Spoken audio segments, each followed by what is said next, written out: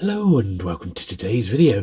So it's been a few months, but I've now pulled together all my recent vintage Matchbox diecast purchases. I've got a brand new cabinet to start filling up, and well, it's long overdue for us to have a good look. So sit back, relax, and let's get to it.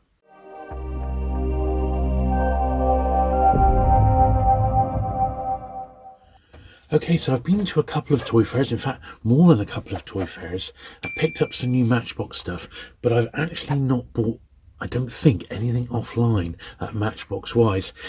Since the last video, I have now sold on my vintage Star Wars toys, and the action figures that were all kept in one cabinet have now gone. They've gone off to a new collectors around the world, and what that's done is it's meant I've got a brand new display case, or rather an empty display case. I've had the case for years, but I've got an empty display case which I can now fill up with Matchbox cars. So I think what I've done, I've pulled all my old Matchbox cars out at the moment, the entire collection. They're all over a table, and I'm going to sort of split them in half. They're all chronological, so that by year of release, and we'll put half in one cabinet, half in another, with plenty of room to expand. At least that's the plan. So this is a real nice one here. This is number 21 from 1956. It's the long distance coach. Now I was really pleased to get this because I do have the second version of this, but the decals on the top are completely missing. Now, looking at this one quite closely, it's not so much that it's dusty, but I do think there are a few sort of fingerprinty marks on the side. So what I'm going to do, I've got this incredibly soft toothbrush. This toothbrush is years old, so there's no way at all that it's damaging the actual paintwork. I'm just going to slide it along the edges there to get rid of any dust that might be there.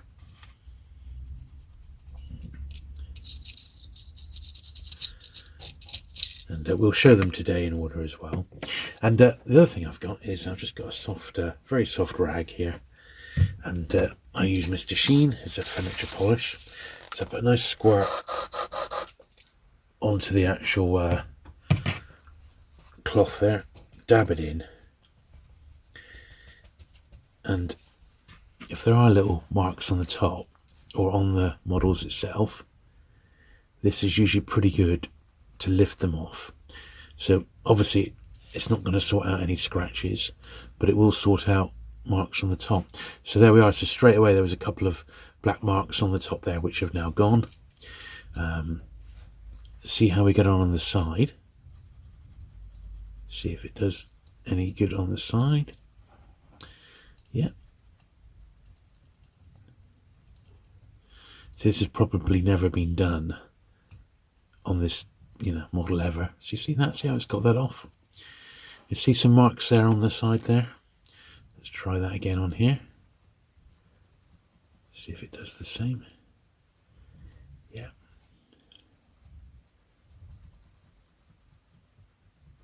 Look at that.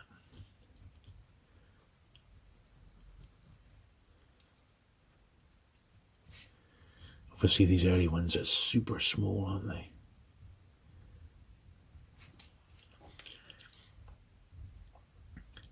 This is great. Very, very nice. Very nice one, this. So I've done pretty well, actually, of late. But I am very pleased that I've now got some more. There we go. A little bit of dust come off there. I'm really pleased that I've got some more display room.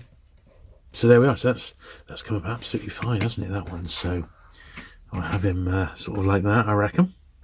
When he gets into the cabinet, try and find its best side, whatever that may be. But we'll slide him top left corner there, and we'll get a few early ones done, and then we'll pull out as we go along. Up next, so we're going to do these in order. So this is number 30A, which is the Ford Prefect, and this was around from 1956 to 1961. And of course, the Ford Prefect I knew was from the Hitchhiker's Guide to the Galaxy. It was not the model car. But yeah, the box is all right on that one. Once again, a couple of little marks there, which I think should come off with with the cloth. Very, very plain car, this one, but it's a reflection of the vehicles of the day. It is as simple as that. Now, that bit of cloth is already still a little bit wet, so we may not need to put any more polish on.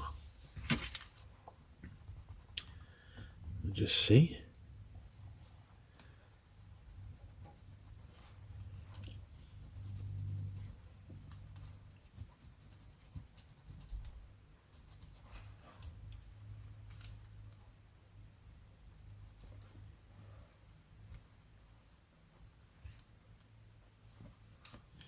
Yep, I think that's about as good as we're going to get.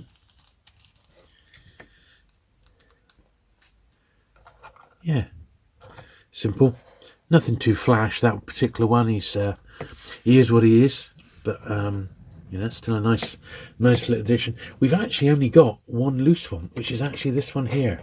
This is the Marshall horse box, and it was totally my fault. I picked this one up in another box, and I was so excited to get it because it was priced at £12. The box that it was in was the wrong box, which is why it's probably £12. And unfortunately, it's for a later one, number 24, which I actually already have in a nice box. So there was, I didn't really win on that one. So, but anyway, I've got this one for now, which is going to be my loose one, until a boxed one should come my way, which it might do, with a bit of luck. I think boxed ones for these are all out there. It's just a matter of patience, I think, is the key. Patience is a virtue. So I do my best.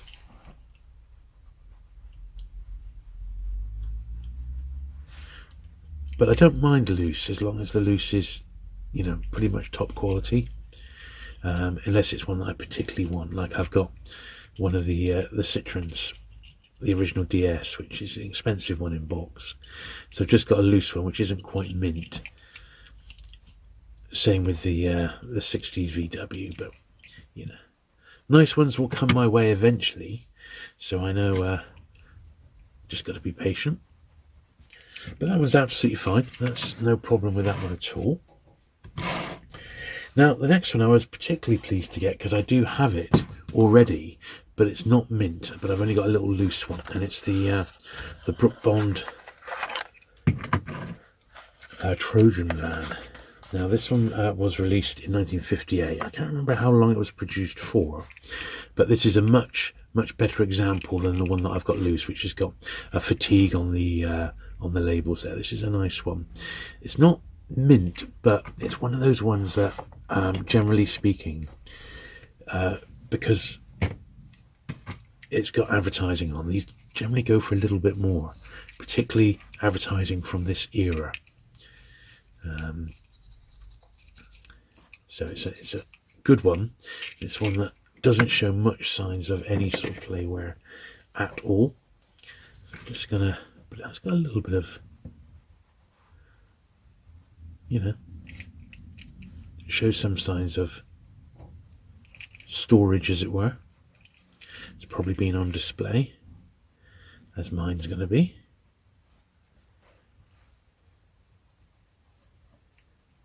There we are. But that is an absolute beauty, isn't it? It's one of the best that we'll see today, in my opinion, that one. Now the box isn't perfect, but it's not bad. It's all there. I mean, that's really all I can hope for with these early ones, without wishing to break the bank and spend an absolute fortune, you know. But that's very, very nice indeed. And we'll have a look at this one. So that's all the really early ones, the ones that actually look like they're in Matchbox boxes. Now we're on to the first of the Superfasts, and got the Ford pickup here. This is from 1970.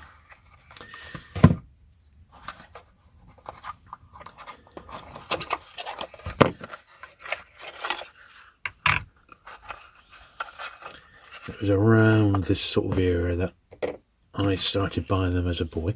Well, not me, of course. I would have them bought for me, I should say. Obviously not me personally. There we are. So very little sign. I mean, it looks perfect, that one. Doesn't look like he's really even ever been out the box, unlike some of those other ones there. Unusual colour base, that, isn't it? The green.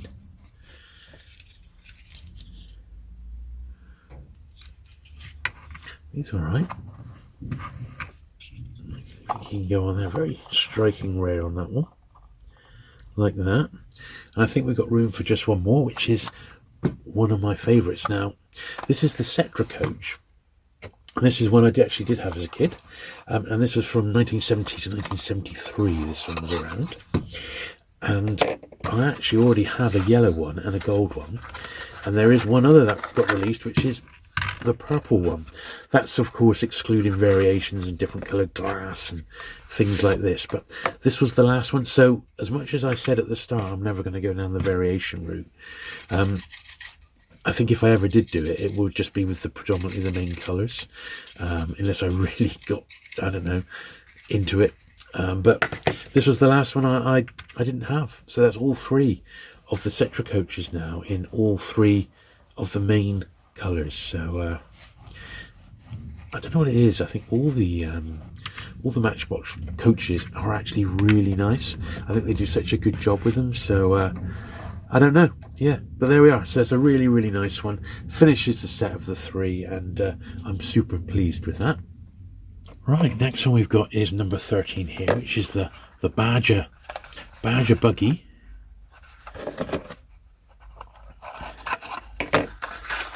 Super fast again. I remember having this one when I was young.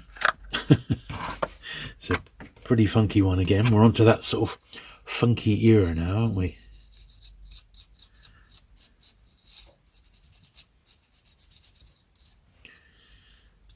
This one doesn't feel like it's ever been played with at all.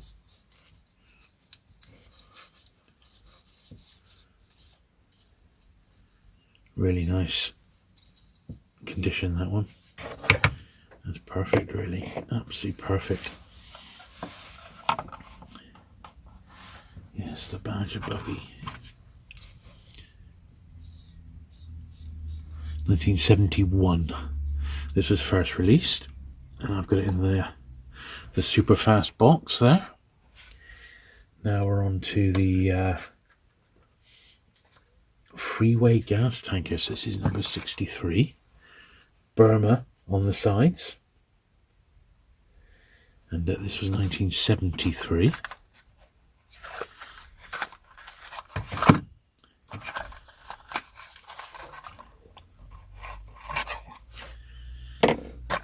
I got to admit, recently I was looking back over my original Matchbox videos, and it's amazing to see how the collections come on in the space of just over a year or so. They are so accessible, you know, to collect these. Great boxes, these. Now, does the thing come away? No, it looks like it's one piece.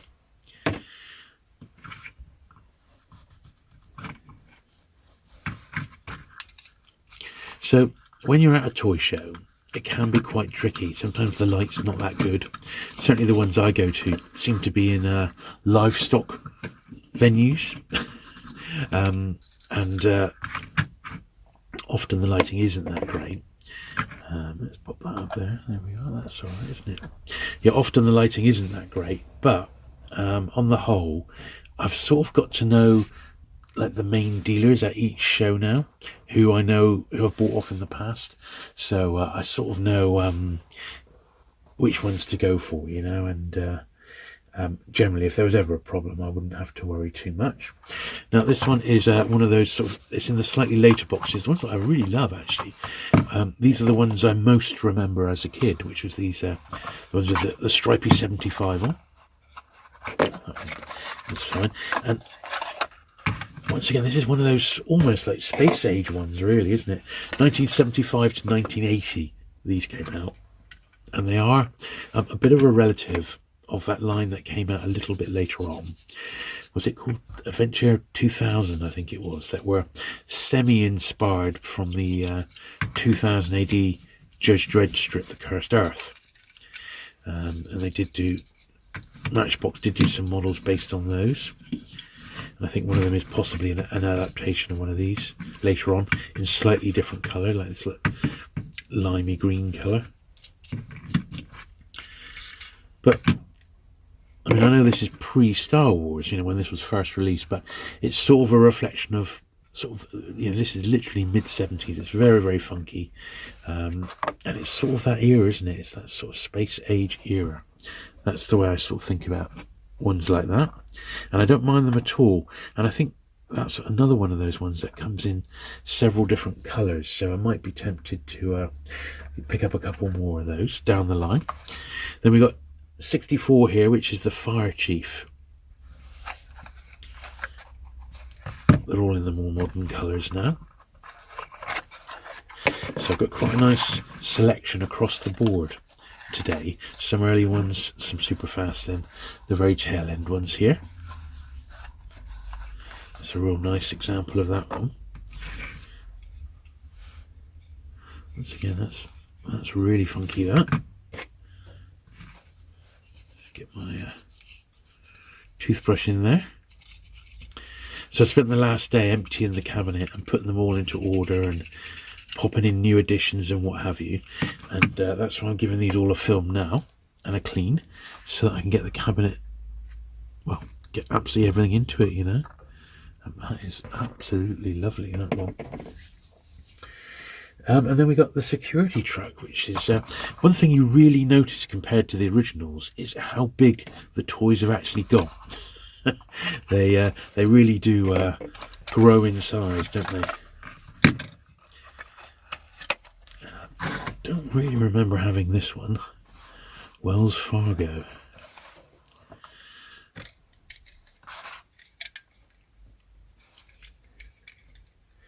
This was 1978. This one was released initially.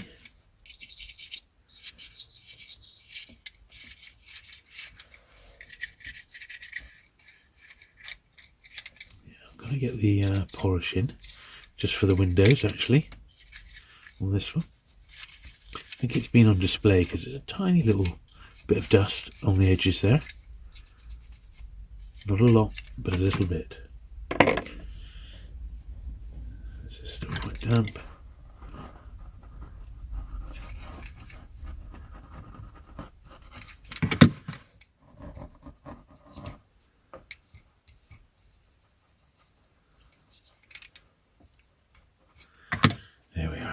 That's perfect.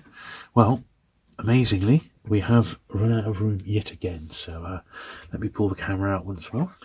Okay, then next one we got is number 12, which is the Citroen CX.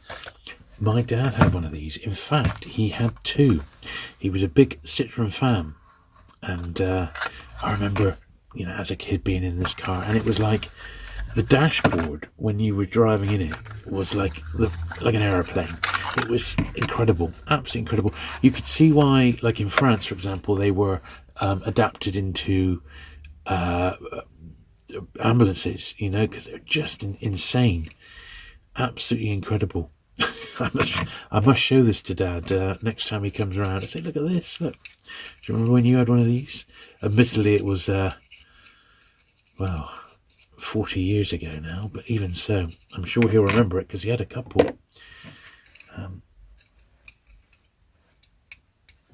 Trying to see if the it looked, the boot actually opens up on this one, and as I said, in France they were adapted so that you could slide a stretcher in the back.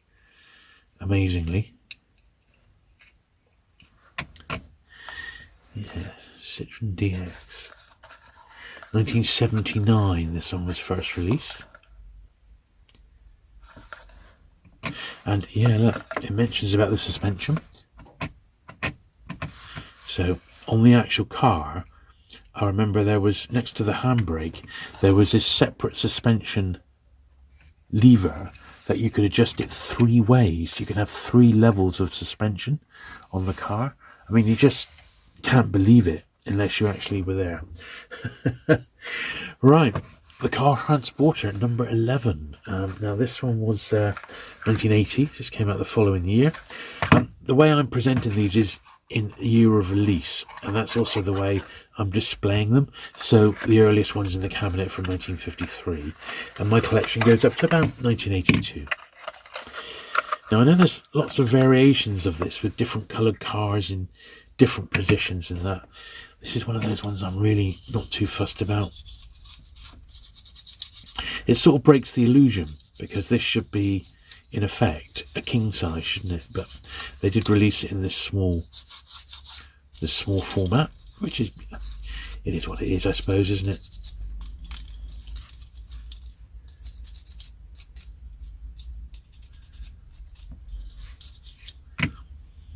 But yeah, not one of my favourites, but one that, you know, is obviously part of the collection, so we can't not include it. Let's slide that one there. He's just about in picture, isn't he? There we are. Cutting off a bit of the lovely Citroen, but that's okay. Next, we've got the mobile home. Now, I've got a couple of these, and this is actually the second one, so I'll put that to one side because we want this one first, in actual fact. Now, I've got 2 boxes, but this is the original one, and I'm going to put it with this of the better of the 2 boxes, and I'll tell you why in just a moment. But this is, yeah, the original mobile home. It's from 1980, this one. Feels quite heavy, actually. There's a lot of metal here. It's got a working door there by the look of it. Yeah, look. You can open and close the door on this one. I'll leave mine closed, I think. Apart from that, he's absolutely fine. There we are, the mobile home. Yeah, he's alright. Now I've got one of the... Oh, this one's got a... There we are, I'll leave it like that. Yeah, I think I'll... that's how I prefer that one. Then we've got the one and only time I'm ever going to own a Ferrari. It's this one here. Very, very nice. This is from 1981.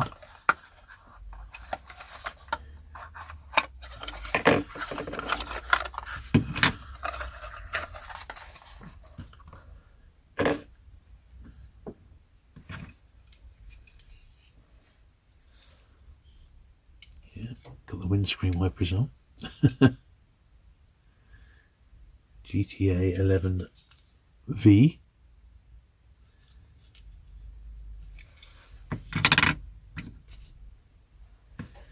It's the Ferrari 308 GTB is the exact model on this one. I've just seen in my notes. It feels slightly odd with the bottom being cast, or coloured rather, in the same as the rest of the car. Just they've done everything in the red and just plonked the 2 bits together.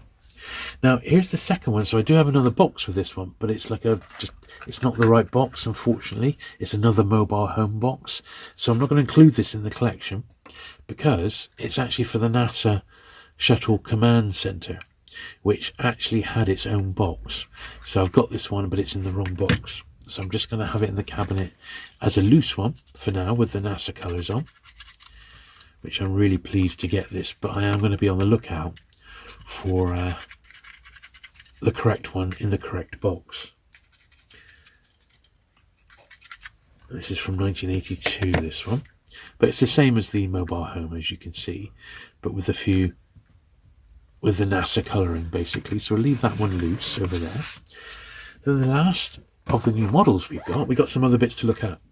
Yeah, anyway, is this one, which is the Kenworth Cadover Aerodyne, number 45, also from 1982, which is pretty much my cut-off date.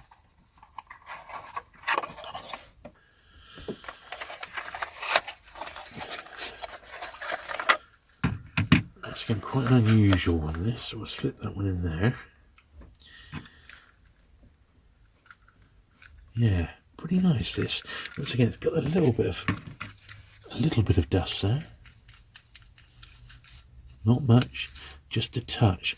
It almost reminds me of a transformer. Before it's transformed, of course, you know.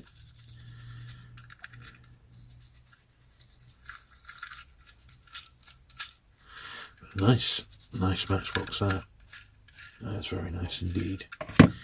That looks very funky on its box in actual fact, with the NASA transport there. Brilliant. So that's all the new models that needed a bit of a clean before they joined the main collection.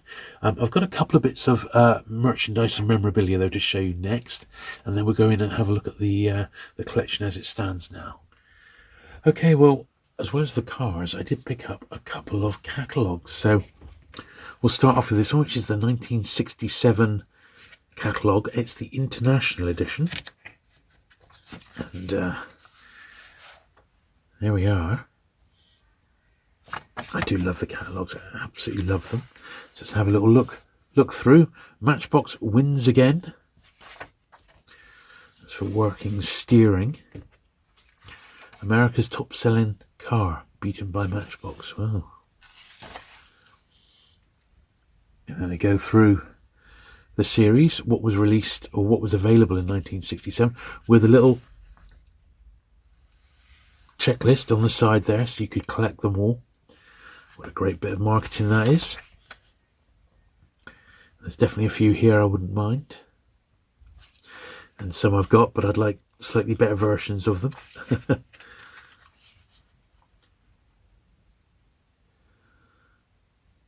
Definitely that one. That's on my list, but sadly one of the more expensive ones, the VW. A few of these have been ticked by a budding collector. Only in pencil though. They could probably come out, or rub out rather. Yeah, there's not many marks there. So that's the 75. And you got some roadway sections. Never got into that. No, don't really appeal to me, getting tracks and stuff. That's lovely. That's sort of what mine look like at the moment, which we'll see in a minute before they're all out the cabinets, you see. So you'll get to see mine. Some of the gift sets. Very nice. You do see the gift sets around the shows. The king size ones, yeah, once again, they're nice, but they don't really have any nostalgic value at all. I never had any Matchbox king size that I can remember as a kid, not a single one.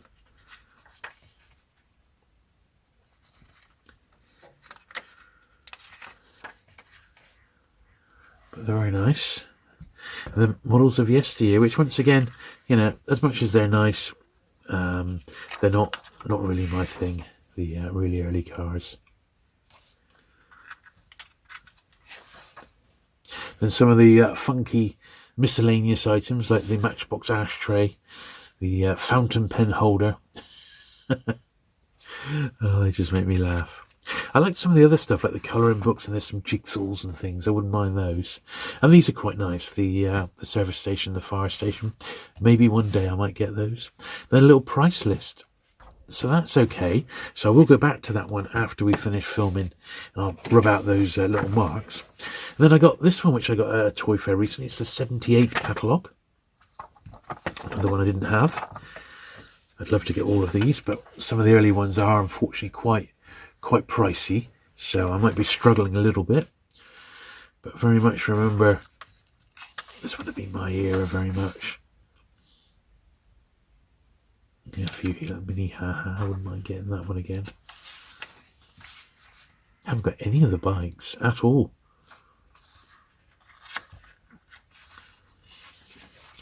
But yeah, some real classic cars in here. Dragon wheels. And of course, the thing with the catalogues, you sometimes see the cars in different colours, don't you? Or pre-production versions. Look out for the Ford Escort. 2-packs. Now, I don't have any 2-packs, but they generally come carded, don't they? And you don't see you do see them around, but they're not always in great shape, shall we say? You know. Matchbox series changes, look, 53 to 77. So it goes through all the different models and how they've changed over the years. Of course, by this point, Matchbox had very much branched out into other things. There's a different series and sets, and those kits and soldiers and Speed Track. Here's a bit of an answer to Scalextrics and TSR Racing. The Skybusters, once again, I don't think I ever had any of those. I do vaguely remember the Sea Kings, but didn't have any, I don't think. There's that Adventure 2000 series, which is the vague 2000 AD tie-in. It is a tie-in to the Cursed Earth story. I think if I did get any of the larger Matchbox models, it would probably be that series. And the Kings and Super Kings. Speed Kings. Quite a range in 78, wasn't there? There was quite a range. Battle Kings. You recognise the models and that. And some of the models are yesteryear, which really don't appeal, I'm afraid. They're just all too samey for me. And then some of the kits. It's a good old catalogue, isn't it? That's 64 pages. I think some of the Matchbox kits are really nice. Then a few more changes at the end. And the mobile action command. Don't see those around very often nowadays. There we are. What a catalogue that is. And join the official Collectors Club, which I never did do. Now, I have got one other bit to show you, and this is really nice. It's a January 1970 price list, and I think this was for, well, I'm not 100% sure. Was it for dealers or for customers? Let's have a look. Matchbox Superfast. Suggested price to the retailer, 206 shillings gross. Recommended price 2 and 8 each. So yeah, this was a dealer's catalogue. It's got the different lines that were available at the time with the prices. A Matchbox Play, this is POS, I guess. Matchbox Play Cube, Superfast Crash Game. Oh, the Steer and Go. Now these were other things. And the Matchbox book, Mike and the Model Makers, which I do actually have. It's like a little hardback annual. So you could buy, if you were a retailer, you could get all of that.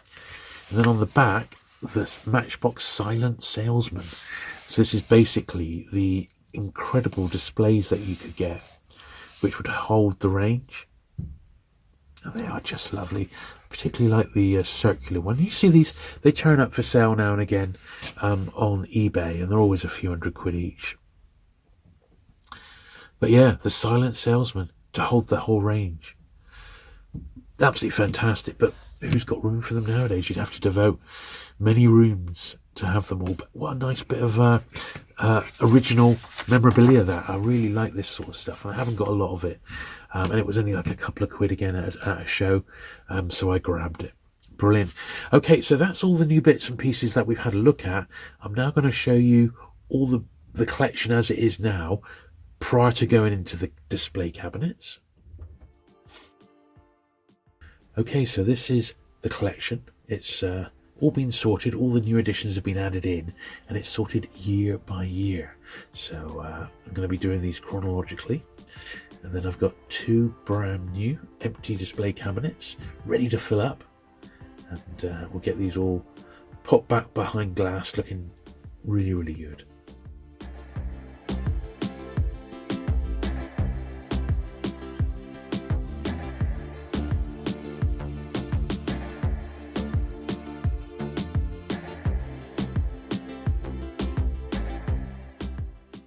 And here's what they're looking like now. So this is my original earlier Matchbox models.